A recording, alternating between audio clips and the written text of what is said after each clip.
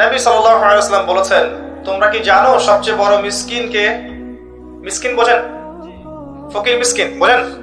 সবচেয়ে বড় মিসকিন দরিদ্রকে? সাহাবায়ে কেরাম বললেন, আমরা তো মনে করি ইয়া রাসূলুল্লাহ, যার কাছে অর্থ সম্পদ নাই, মানুষের কাছে চেয়ে খায়, তারাই মিসকিন।